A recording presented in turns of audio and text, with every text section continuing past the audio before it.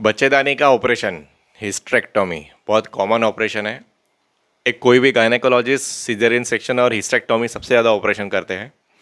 Hysterectomy के बाद क्या क्या हमको सावधानी बरतनी होती है, क्या क्या काम नहीं करना होता है, क्या खाना होता है, कब रिकवरी होगी, कब नौकरी पे जा सकते हैं, कब ट्रैवलिंग कर सकते हैं, कब इंटरकोर्स कर सकते हैं, क्या कर सकते हैं, क्या नहीं कर सकते, ये सब चीज़ों के बारे में आज हम चर्चा करेंगे।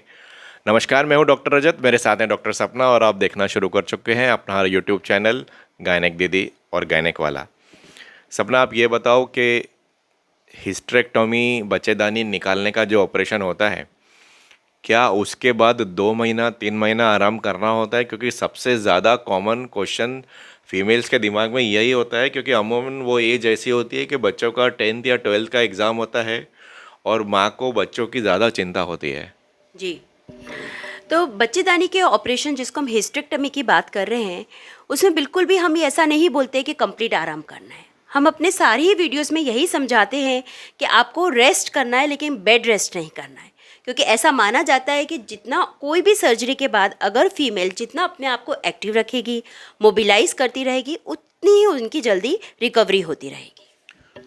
तो जैसे हमने अपनी हिस्टेरेक्टोमी वाली वीडियो में भी बताया कि 3 प्रकार से हिस्टेरेक्टोमी कर सकते हैं। एक होता है वजाइनल, जिसमें पेट पे बिल्कुल टाँके नहीं आते। एक होता है टोटल लैप्रोस्कोपिक हिस्टेरेक्टोमी, जिसमें पेट पे 4-5 टाँके आते हैं, दूरबीन से जो करते हैं, लोग लेज़र बोलते हैं। और एक होता है एब्डोमिनल, जिसमें एक टाँके वाला ऑपरेशन होता है, जिसमें हम लोग हाथ से ऑपरेशन करते हैं।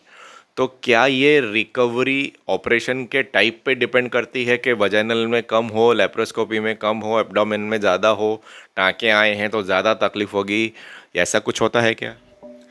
देखिए, आपका ये बहुत ही अच्छा सवाल है, क्योंकि पेशेंट भी आके ये पूछते हैं कि कौन सी टाइप की सर्जरी करानी चाहिए।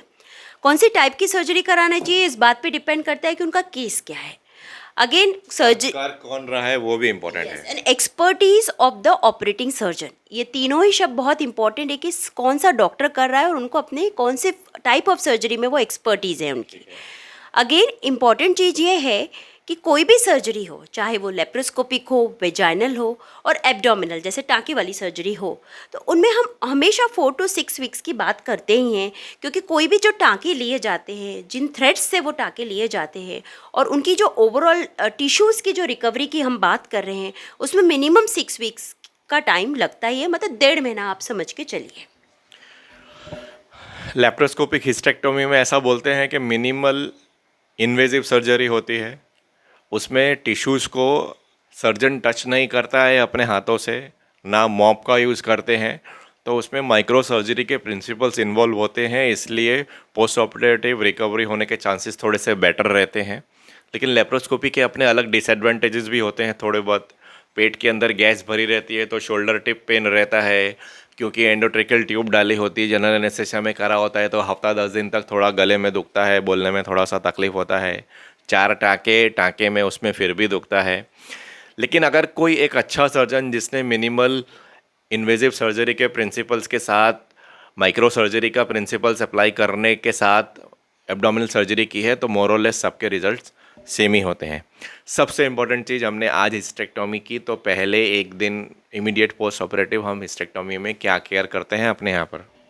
जी, हम लोग यहाँ अब्डोमिनल हिस्टेरेक्टमी की बात कर रहे हैं, टाँके वाले ऑपरेशन की बात कर रहे हैं। तो सर्जरी के 4 to 6 आवर्स के अंदर ही पेशेंट को हम बिठा देते हैं, लाइक उनका हेड अप कर देते हैं। और अगर उनको और कोई प्रॉब्लम नहीं है तो सिप्स ऑफ वाटर भी हम उनको स्टार्ट करते हैं। मैं सिप्स थोड़ा थोड़ा चम्मच से हम एक एक घूंट पानी उनको पिलाना शुरू कर देते हैं। उनके पाँव की उंगलियां चलाने का बोलते हैं, क्योंकि यहाँ स्पाइनल एनेस्थीसिया की बात हो रही है तो उनके पाँव में इफेक्ट्स आना शुरू हो जाता है। पाँव की उंगलियां चलाने का बोलते हैं और उनको फिर धीरे धीरे कोई भी लिक्विड्स, क्लियर फ्लूइड्स हम उनको देते हैं, जो immediately 4 to 6 hours after surgery हम ये चालू कर देते हैं। तुमने बोला कि 4 से 5 घंटे के बाद हम लोग पानी चालू कर देते हैं। जी, पेशेंट को खाना इमीडिएटली कब से चालू करेंगे, कैसा कैसा चालू करेंगे और सेकेंड डे क्या रहता है? तो अभी हम डे ऑफ सर्जरी की बात कर रहे हैं, जब हमने उनको सिप्स ऑफ वाटर चालू करा है, हाथ पैरों की उंगलियां चलाने का बोला है और पेशेंट इज़ फीलिंग फाइन और अभी अभी थोड़े बहुत उनको स्लो आईवी फ्लूइड्स भी चालू रहते हैं। तो पहले दिन तो डाइट हम नहीं एडवाइस करते हैं। कई बार ये हम कुछ फ्लूइड्स उनको दे सकते हैं, कोई भी क्लियर जूस वगैरह हम दे सकते हैं, डिपेंडिंग कि उनका कंडीशन कैसा है। और साथ में क्या है, इस एज ग्रुप में कई बार diabetes, blood pressure, heart problems, कई सारी दूसरी प्रॉब्लम्स भी होती है, तो वो सब देख के उनको फ्लूइड्स दिए जाते हैं। इसके अलावा सेकेंड डे से अगर वो उनकी रिकवरी अच्छी है, उनको कोई वॉमिटिंग नहीं हो रही है, एब्डोमिनल डिस्टेंशन नहीं हो रहा है, तो हम लोग फोलिस कैथीटर, जो उनकी पेशाब की जगह जो नली लगी हुई होती है, उसको रिमूव कर देते हैं, उनको तैयार करवा देते हैं, स्पंजिंग करवा देते हैं, और उनको फिर हम बिठाना शुरू करते हैं। मे बी वो बेड पे बैठते हैं, चेयर पे बैठते हैं, थोड़ा बाथरूम तक जाते हैं, थोड़ा उनको हाथ पकड़ के मोबिलाइज करते हैं, चलाना शुरू कर देते हैं। तो ये सब चीज़ें हम चालू करते हैं। और नेक्स्ट डे से अगर उनकी पूरी तबीयत अच्छी है तो हम उनको क्लियर नींबू पानी हुआ, नारियल पानी हुआ, मे बी कोई चाय कॉफ़ी वगैरह जैसी चीज़ें किसी को अगर पसंद है, मतलब थोड़ा दूध दूध जैसा, ऐसे कोई गर्म चीज़ें, लिक्विड चीज़ें हम उनको नॉर्मल चालू करते हैं। मतलब सेकेंड डे हम लोग पेशेंट को ऑफ आईवी फ्लूइड्स कर देते हैं, ऑफ कैथेटर कर देते हैं, अर्ली एम्बुलेशन कर देते हैं, पेशेंट चल सकता है, पेशेंट मोर और लेस प्री ऑपरेटिव जैसा हो जाता है एक्सेप्ट फॉर पेन। ठीक है। अच्छा ये बताओ, हमने पेशेंट को सेकेंड डे इवनिंग या थर्ड डे मॉर्निंग डिस्चार्ज कर दिया, अब सबसे इम्पोर्टेंट चीज़, घर पे जाके पेशेंट को खाना क्या है? जी, घर पे जाके देखिए 48 आवर्स में डिस्चार्ज हो रहा है, और घर पे जाके उनको जो खाने पीने का हम यही समझाते हैं कि आपको ऐसा खाना खाना है फ्रेशली कुक्ड, और जो आराम से पचे, हल्का पचे। कोई भी भारी चीज़ें जैसे कठोर हुए, रोटला हुआ, ये सब हम अवॉइड करने का बोलते हैं। बेसिकली जैसे खिचड़ी है, दलिया है, ओट्स हैं, या जो भी उनको सूट होते हैं। और सीज़न बहुत इंपॉर्टेंट है इसमें, कि अकॉर्डिंग टू द सीज़न आप लीजिए। और गरम सूप है, पतली मूंग की दाल का सूप जैसा है, सब चीज़ लिक्विड सेमी लिक्विड फॉर्म में लीजिए, फ्रेशली बनाइए, थोड़ा खाइए, एट अ टाइम कम खाइए ताकि वो आपको पचे, और आपका पेट साफ हो रहा है कि नहीं वो देखना है। सीजनल फ्रूट्स वो खा सकते हैं, थोड़ा थोड़ा खा सकते हैं, एक साथ बहुत सारा नहीं खाते। और अगर वो चलने फिरने लग गए हैं, उनको मोशन हो रहा है, यूरिन पास हो रहा है, तो हम रोटी भी खाने का एडवाइस करते हैं। बट सब कुछ धीरे धीरे और चालू करना है, और धीरे धीरे कैसे उनको सूट हो रहा है वो देखना है। कुछ लोग नॉन वेजिटेरियन खाते हैं, तो क्या वो लोग नॉन वेज खाना खा सकते हैं? नॉन वेजिटेरियन वगैरह तो एक हफ्ते के लिए अवॉइड करना चाहिए। हालांकि अगर वो एक्टिव है, मोशन पास हो रहा है, तो एग वगैरह खा सकते हैं। बट फिर भी मैं ये बोलूँगी कि पहले आप अपना डाइजेशन देखिए, क्योंकि अगर कॉन्स्टिपेशन वगैरह होने लगेगा तो आपको टाँके दुखेंगे, आपको लेटरिन में ज़ोर करना पड़ेगा। कई बार 5 to 7 डेज़ के लिए एंटीबायोटिक्स भी चालू रहती है उनको, उसकी वजह से भी उनको फिर गैस एसिडिटी होने लगता है। तो नॉन वेजिटेरियन वगैरह पहले 1 वीक में तो हम अवॉइड ही करने का बोलते हैं। नॉर्मली मैं इसका अगला पॉइंट में आने वाला था, सपना ने बोल दिया। हम लोग ऑपरेशंस के बाद एंटीबायोटिक्स देते हैं ताकि अंदर कोई इन्फेक्शन नहीं हो, पेन किलर देते हैं ताकि पेशेंट को पेन नहीं हो 5 to 7 डेज़ के लिए। अब ये दवाइयों के कारण भी नॉर्मली गैस एसिडिटी, घबराहट होती है, और नॉन वेजिटेरियन का जो कुकिंग मेथड होता है उसमें हैवी स्पाइसेस और डीप फ्राइंग होता है, तो उसके कारण भी गैस एसिडिटी हो सकती है, तो पेशेंट को थोड़ा सा अनकंफर्टेबल हो सकता है। इसलिए फर्स्ट 7 to 10 डेज़ यूजुअली हम लोग अवॉइड करते हैं। वो ब्रॉथ, बोन ब्रॉथ या फिर सूप वूप ले सकते हैं, पर ट्राई करें कि थोड़ा सा खाने का अवॉइड करें। अच्छा ये बताओ, कितना चल सकते हैं, कब से चल सकते हैं, और कैसे चल सकते हैं? जहाँ तक चलने की बात है, तो ऑपरेशन के सेकंड डेज हमने जैसे ही उनका कैथेटर निकाला है, हम उनको चलाना शुरू कर देते हैं। हालांकि पेशेंट को पेन होता है, उनको वीकनेस लगती है, तो पहले थोड़ी देर कुर्सी पर बैठ सकते हैं, कोई भी स्टाफ या रिलेटिव के साथ थोड़ा सा चलते हैं। अपने आप को असेस करते रहना पड़ रहा है। अगर उनको चक्कर आ रहे हैं या कोई तकलीफ हो रहा है तो वो बैठ सकते हैं, लेकिन माइंड में ये बनाना है कि हमको जल्द से जल्द एक्टिव हो जाना है और चलना शुरू कर देना है। और जैसा कि पेन की बात है, तो शुरू के 1 वीक तो पेन हर दिन उनका 10 to 15% कम होता जाए। कोई भी सर्जरी होगा, पेन तो होता है, पहले दिन सबसे ज़्यादा होता है, और हर दिन उनका 5 से 10% पेन उनका कम होता जाएगा। और जितना वो अपने आप को मोबिलाइज करते जाएंगे, वो अपने बिजी भी हो जाएंगे, और उनका पेन भी उनको कम महसूस होगा। अच्छा ये बताओ कि टॉयलेट कौन सा यूज़ करना चाहिए, इंडियन टॉयलेट के वेस्टर्न टॉयलेट? वेस्टर्न टॉयलेट ज़्यादा प्रेफरेबल है, क्योंकि अभी उनको टाँके हैं, नीचे बैठने में उनको तकलीफ हो सकती है। कई बार 45 to 50 या 55 की एज में घुटने की भी प्रॉब्लम होती है, वो वैसे भी बैठ नहीं पाते हैं। तो वेस्टर्न टॉयलेट की प्रेफरेंस ज़्यादा है पहले 4 to 6 वीक्स के लिए।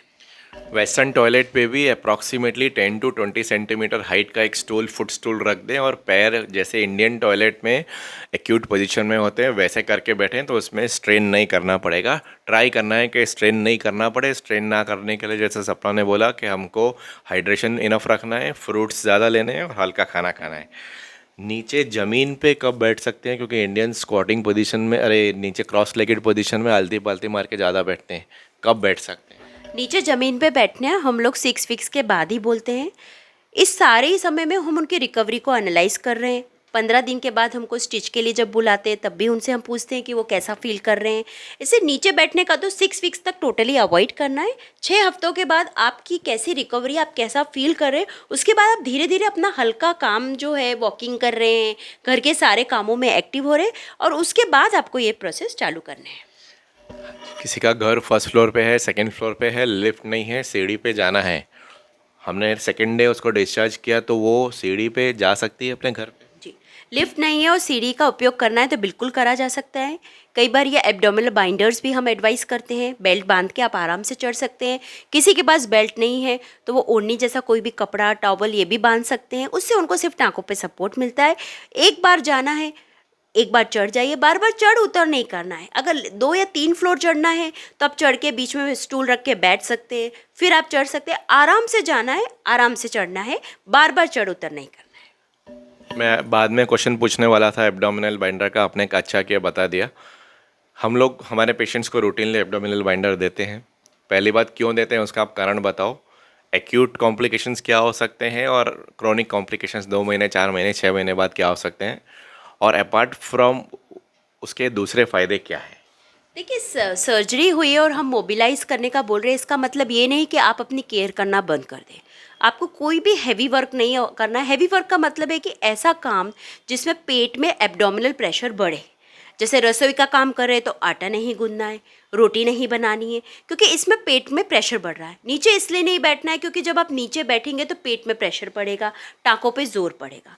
ऐसे इंडियन टॉयलेट में भी जब आप स्क्वाट्स करते हैं तो फिर से कोर मसल्स वहाँ पे काम करते हैं और वहीं पे एक्चुअली आपका टाँका लिया हुआ है, आपको पेन भी होगा। तो ये सब अवॉइड करना है क्योंकि भाई टाँके हील नहीं हुए।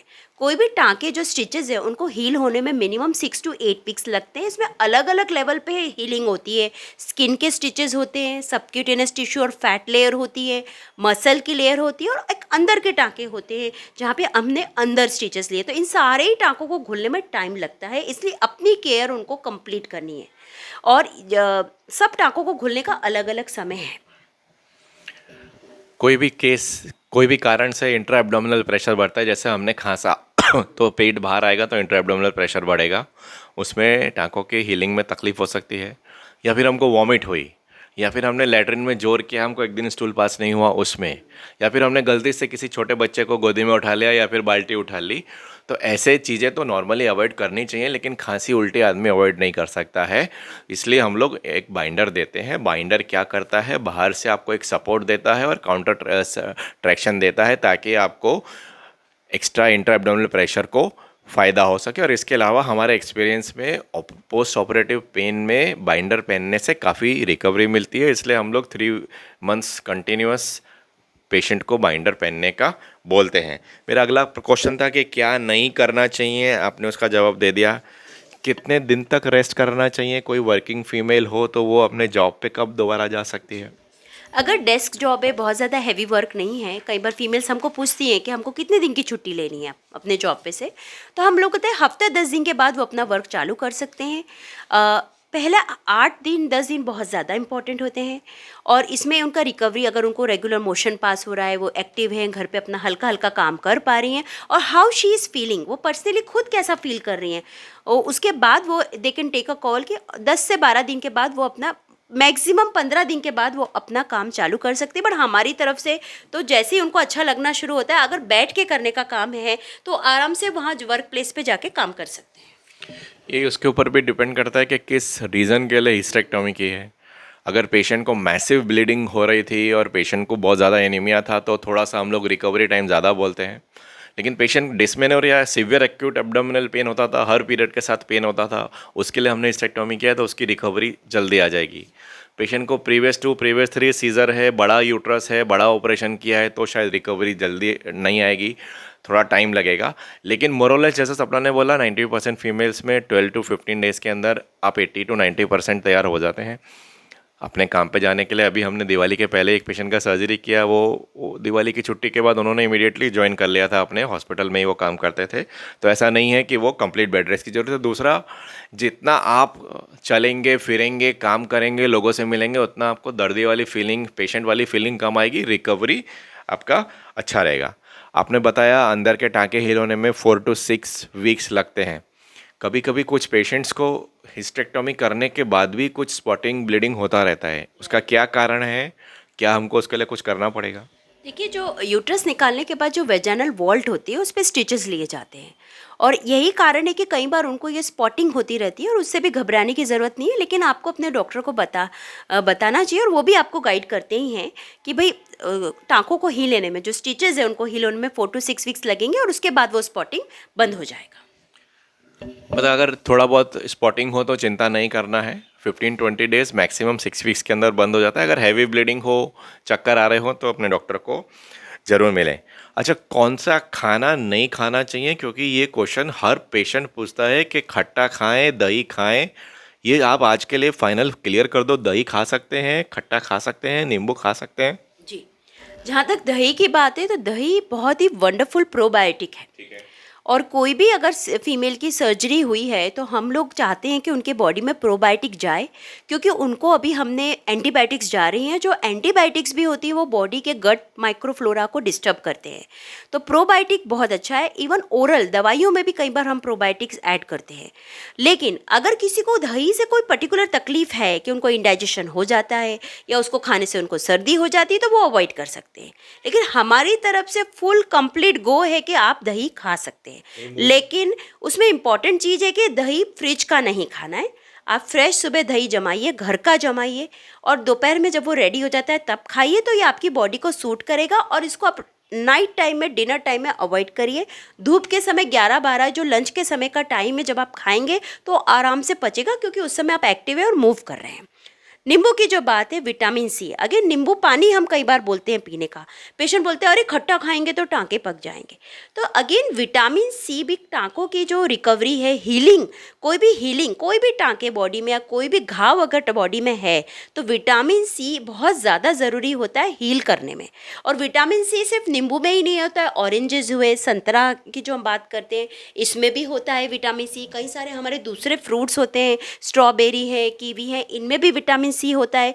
तो ये विटामिन सी जो रिच डाइट है, और विटामिन सी की चूसने की गोलियां भी आती है, तो ये सारी चीज़ें टाँकों को हिल करने में हेल्प करती है। लेकिन कई बार कुछ लोगों को नींबू पानी से गला खराब हो जाता है, कई बार उनको घुटने में दर्द हो जाता है, तो वो अवॉइड कर सकते हैं। विंटर बहुत ज़्यादा है, आपको ठंडा लग रहा है, तो आप अवॉइड कर सकते हैं। सिमिलरली यही बात केले के लिए भी होती है कि केला खाया तो सर्दी हो रही है। अगर आपको वो चीज़ आपने पहले खाई हुई है, आपको सूट हो रही है, तो आप बिल्कुल ले सकते हैं, क्योंकि नींबू पानी आपकी यूरिन को भी क्लियर करेगा। सर्जरी के पहले हमने आपको पेशाब की जगह नली डाली थी, तो कोई भी जगह अगर आप कोई भी आर्टिफिशियल चीज़ डालेंगे तो 8-10 दिन तो तकलीफ होने ही वाली है। इसलिए ज़रूरी है कि आपका हाइड्रेशन, नींबू पानी आपके यूरिन को भी क्लियर करेगा। तो हमारी तरफ से नींबू पानी हुआ, दही हुआ, केला हुआ, ये सब खा सकते हैं अकॉर्डिंग टू योर हेल्थ, कि आपको क्या सूट कर रहा है और क्या नहीं।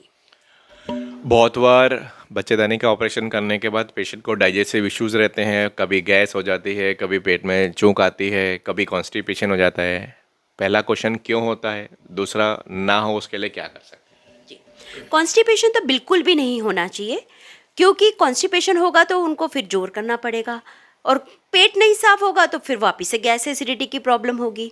और वैसे भी अभी सर्जरी हुई है तो आप इतने एक्टिव भी नहीं हैं, तो आपका जो मोबिलाइजेशन है, आप इतने कम चल रहे हैं, इसीलिए कॉन्स्टिपेशन बिल्कुल नहीं होना चाहिए। इसीलिए क्या खा रहे हैं वो बहुत ज़्यादा इंपॉर्टेंट है। घर के सिंपल, जैसे घर के बने हुए दाल चावल है जो इजीली डाइजेस्टेबल है, बहुत ज़्यादा स्प्राउट्स, कच्चे सलाद, ये सब अवॉइड करना चाहिए, क्योंकि ये सब heavy, they are not very easy to digest. इसीलिए हल्का खिचड़ी है, दाल चावल है, दही पीली चावल है, और भी आपका दलिया हो गया, ओट्स हो गए, जो थोड़ा सा बाउल के फॉर्म में खाना चाहिए, सेमी लिक्विड रखना चाहिए। वेजिटेबल्स डालिए, कुकर में थोड़ा उनको ज़्यादा पकाइए ताकि अच्छे से सीटी आ गई तो आप उसको चबाने की ज़्यादा ज़रूरत नहीं पड़ेगी, पेट को भी डाइजेस्ट करने में आसान रहेगा। फाइबर वाला खाना है, लिक्विड ज़्यादा लेना है, पानी ज़्यादा पीना है ताकि आपका पेट क्लीन होता रहे। कुछ नर्व्स होती हैं जो बॉवेल आंतड़े को सप्लाई करती हैं, वो यूट्रस को भी सप्लाई करती हैं। जब यूट्रस को रिमूव करते हैं तो उस नर्व्स का इनएडवर्टेंट डैमेज होता है, इसलिए मोस्टली पेशेंट्स में थोड़ा सा बॉवेल डिसफंक्शन 6 वीक्स के लिए रहता है मोस्टली, लेकिन वो फिजिकल इनएक्टिविटी और लॉस ऑफ फ्लूइड, डिहाइड्रेशन के कारण रहता है। एक बार फिजिकल एक्टिविटी रिज्यूम हो जाए, प्रॉपर डाइट रिज्यूम हो जाए, लिक्विड रिज्यूम हो जाए तो वो सारा क्लियर हो जाता है। स्टूल सॉफ्टनर भी हम लोग 6 वीक्स के लिए देते हैं। पेशेंट को कौन सी पोजीशन में सोना चाहिए, लेटना चाहिए? क्या वो पेट के ऊपर लेट सकता है, या एक साइड पे सोना चाहिए, या प्रोन बैक पोजीशन में सोना चाहिए? कैसे सोना चाहिए? पेशेंट को सीधा सोना चाहिए, टांके के ऊपर नहीं, उल्टा नहीं सोना चाहिए, वो अवॉइड करना है। वो कोई भी बाजू सो सकते हैं, राइट सो सकते हैं, लेफ्ट सो सकते हैं, या सीधा सो सकते हैं। और सबसे इम्पॉर्टेंट है कि जब वो लेट के बैठ रहे हैं, मतलब सो के जब वो उठ रहे हैं, तो हमेशा एक साइड में टर्न होके हाथ से बिस्तर पे सपोर्ट लेके आप उठिए ताकि आपके टांकों पे एकदम जोर नहीं पड़ेगा, उस समय आपको अचानक से पेन नहीं होगा। और स्लोली उठना चाहिए। और स्लोली उठना चाहिए, डेफिनेटली। अच्छा, नीचे पेशेंट बैठ कितनी देर तक सकता है? ऐसा है कि 2 घंटे कंटिन्यूस बैठ सकता है, या फिर ज़्यादा देर नहीं बैठना चाहिए, पलंग पे या कहीं भी सीट चेयर पे, या फिर लंबे टाइम तक खड़ा नहीं रहना चाहिए? ऐसा कुछ है क्या? ऐसा कुछ भी नहीं है, आप बैठिए, खड़े रहिए, चलिए, आप अपने आप को असेस करते जाइए। आपकी रिकवरी, आपको कितना फिट लग रहा है, एनर्जेटिक लग रहा है, उस हिसाब से आप अपने आप को असेस करते जाइए और काम करते जाइए, बैठते जाइए, आराम करते जाइए। अच्छा, नीचे झुक सकते हैं? बेंड करके कोई चीज़ नीचे गिर गई हो तो कैसे ले सकते? वो भी अवॉइड करना है। बेंड, हमको नीचे नहीं झुकना है क्योंकि फिर से टांकों पे जोर पड़ेगा। वो भी हम लोग 6 वीक्स की बात कर रहे हैं। अगर कोई चीज़ नीचे गिर गई है और अभी आपकी सर्जरी हो तो किसी और को बोलिए उठाने के लिए। और अगर आपके महीना भर हो गया है तो आप घुटनों से मोड़ के धीरे से उसको लीजिए, कमर से बेंड होके नहीं लेना है। हमने सर्जरी कर दी, पेशेंट 10 दिन 15 दिन के बाद स्टिचेस के लिए भी आ गया, सब अच्छा है। उसके बाद हम कुछ पेशेंट को कुछ सप्लीमेंट्स देते हैं, क्यों देते हैं? बहुत ही अच्छा सवाल है कि मोस्टली ये जो हिस्टेक्टमी की जो एज ग्रुप होती है, लगभग 45 से 55 या 55 प्लस होती है, ऑलरेडी ये मेनोपॉज की एज ग्रुप है। और मेनोपॉज के बाद कैल्शियम और विटामिन डी बॉडी में बहुत ज़्यादा ज़रूरत है और 365 दिन उसकी ज़रूरत है, उसके एडिक्वेट डोज में। तो कोई भी हिस्टेक्टमी के बाद हम हमेशा एडवाइस करते हैं कि आपको कैल्शियम और विटामिन डी का time to time supplement regularly लेते रहना चाहिए। डाइट में भी कैल्शियम के लिए हम लोग लाइक डेयरी प्रोडक्ट्स को इनकॉर्पोरेट करिए, लो फैट डाइट लीजिए, ये सब हम बताते हैं। हाई फाइबर लीजिए। और आयरन, कई बार क्या होता है जैसे अनीमिया, उनको बहुत ब्लीडिंग हो रही थी तो उसकी वजह से हमने हिस्टेक्टमी करी है, तो उनका जो ब्लड लॉस, उनका इतने समय से जो हीमोग्लोबिन, उनका बैंक जो है हीमोग्लोबिन का कम है, उसको भी हमको सप्लीमेंट करने के लिए आयरन की टैबलेट्स भी हम उनको एटलीस्ट 2 मंथ्स के लिए प्रेस्क्राइब करते हैं, 2 to 3 मंथ्स के लिए। आखिरी क्वेश्चन, हिस्टेक्टोमी हो गया मतलब फीमेल का गायनेकोलॉजिस्ट के पास जाने का मामला ख़त्म हो गया। क्या हम लोग हिस्टेक्टोमी के बाद पेशेंट को रेगुलर फॉलोअप में आने का एडवाइस करते हैं, एवरी 6 मंथली, ईयरली, और क्यों करते हैं? डेफिनेटली, अगर बच्चेदानी निकाल दी है तो भी अपने गायनेकोलॉजिस्ट को भूल नहीं जाना है, क्योंकि बच्चेदानी एक अंग है, उसको हमने निकाल दिया है। लेकिन एज अ फीमेल आपकी जैसे जैसे एज हो रही है, टाइम टू टाइम आपको अपने गायनेकोलॉजिस्ट का कंसल्टेशन लेना चाहिए, क्योंकि आपके एज ग्रुप के हिसाब से वो आपको काफ़ी कुछ गाइड करेंगे। खासतौर से सप्लीमेंट्स की हमने अभी बात करी, vitamin B12, folic acid, calcium, vitamin D, ये कुछ स्पेसिफिक सप्लीमेंट्स हैं। इसके अलावा जैसे जैसे एज बढ़ रही है तो एंटीऑक्सीडेंट्स का भी रोल होता है, एंटीऑक्सीडेंट रिच डाइट का भी रोल होता है, प्लस आपकी एक्सरसाइज बॉडी की। अभी मैं हिस्टेक्टमी के बियॉन्ड बात कर रही हूँ कि आपकी एल्डर एज ग्रुप में जो आपको बॉडी वेस्टिंग होती है, मसल लॉस होना शुरू होता है, बोन लॉस होना शुरू होता है, उसके लिए आपको age appropriate weight bearing, resistance training exercises वो हम गाइड करते हैं। साथ में अभी अभी एक और सबसे इम्पॉर्टेंट जो ऑर्गन है वो है ब्रेस्ट, क्योंकि जब हमने हिस्टेक्टमी करी है तो आपका यूट्रस निकाला है, कई बार हम ओवरीज को प्रिजर्व कर रहे हैं। तो जो स्त्रियों में सबसे कॉमन कैंसर जो अभी देखने में आ रहा है वो ब्रेस्ट और ओवरी का भी रहता है। तो ब्रेस्ट तो बहुत ज़्यादा इंडिया में केसेस बढ़ रहे हैं। तो ब्रेस्ट का खुद से ब्रेस्ट सेल्फ एग्जामिनेशन करना, साल में एक बार क्लिनिकल एग्जामिनेशन डॉक्टर के साथ कराना, और टाइम टू टाइम जो प्रोटोकॉल के हिसाब से मेमोग्राफी है वो आपकी हो रखी है कि नहीं, उसके लिए अपने गाइडेंस लेना। प्लस अगर ओवरी प्रिजर्व्ड है तो साल में एक बार ट्रांसवेजाइनल सोनोग्राफी या एब्डोमिनल सोनोग्राफी, या कभी कोई तकलीफ है तो ज़रूर से करना चाहिए। मतलब अगर मैं इसको समराइज़ करूँ कि साल में एक बार वो आप जैसे फीमेल गायनेकोलॉजिस्ट के पास से एक ट्रांसवेजाइनल अल्ट्रासाउंड करवा लें अपना ओवरीज का चेकअप करवाने के लिए। अगर सर्विक्स नहीं निकाला है तो पैप स्मीयर करवा लें, निकाल दिया तो एक वॉल्ट स्मीयर करवा लें। वही टाइम पे आप उनका ब्रेस्ट एग्जामिनेशन भी कर देंगे और ज़रूरत होगा तो मेमोग्राफी करेंगे। और कुछ बेसिक जो रूटीन ब्लड टेस्ट होते हैं साल में एक बार करने का, और उसके साथ सप्लीमेंट्स, तो एक ही विजिट में सब हो जाएगा साल में एक बार में। एक और पॉइंट मैं यहाँ ऐड करना चाहूँगी कि भले ही आपने बच्चेदानी निकाल दी है, आपकी बॉडी में हार्मोन्स की कमी हो रही है और मेनोपॉज आ गया है, क्योंकि यहाँ पे अभी सर्जिकल मेनोपॉज आ गया है। अगर ओवरीज काम कर रहेंगी तो उतने साल आपको प्रॉब्लम नहीं होगी, लेकिन मेनोपॉजल एज के साथ मेनोपॉजल प्रॉब्लम्स होती हैं, जैसे हॉट फ्लैशेस होते हैं, मूड स्विंग्स होते हैं, चिड़चिड़ापन होने लगता है, कई बार वजन बढ़ने लगता है। तो ऐसी कई सारी प्रॉब्लम्स होती हैं, इसलिए अपने मेनोपॉज स्पेशलिस्ट या गायनोकोलॉजिस्ट के पास आप ज़रूर साल में एक मुलाकात लें। आपने एक्सरसाइज की बात की। हिस्टेक्टोमी के बाद अगर फीमेल हिस्टेक्टोमी से पहले रूटीन वॉकिंग, जॉगिंग, एक्सरसाइज करती थी, तो हिस्टेक्टोमी के बाद कब से स्टार्ट कर सकती है योगा कब से स्टार्ट कर सकते हैं? यह पूरी वीडियो में हम 6 वीक्स, डेढ़ महीना की बात कर रहे हैं, लेकिन 6 वीक्स के बाद हम लोग ये 6 वीक्स के अंदर ही उनको अपना घर का नॉर्मल कामकाज, एक्टिव होना, मे बी वर्क प्लेस पे जाना आना हमने उनका चालू कर दिया है। 6 वीक्स के बाद वो अपना पहले सिंपल वॉकिंग से चालू कर सकते हैं, क्योंकि आपकी बॉडी आपके कितना साथ दे रही है, आपको कितना एनर्जेटिक लग रहा है। और सिंपल वॉकिंग आप 2 to 3 4 वीक्स के लिए चालू करिए, और एक बार आपकी जो पेट के टाँकों की रिकवरी अंदर अच्छी हो गई है, उसके बाद आप माइल्ड एक्सरसाइजेस चालू करिए, और फिर ग्रेजुअली आप बाकी सब कोर एक्सरसाइजेस और बॉडी बिल्डिंग जो आपकी रेजिस्टेंस एक्सरसाइजेस है वो ग्रेजुअली धीरे धीरे प्रॉपर गाइडेंस में ही चालू करना है। लगभग हमने सारे क्वेश्चंस कंप्लीट कवर कर लिए हैं। इसके अलावा आपकी कोई और क्वेरीज हों तो प्लीज़ हमको कमेंट करके बताएं। वीडियो को लाइक करें, चैनल को सब्सक्राइब करें। Thank you.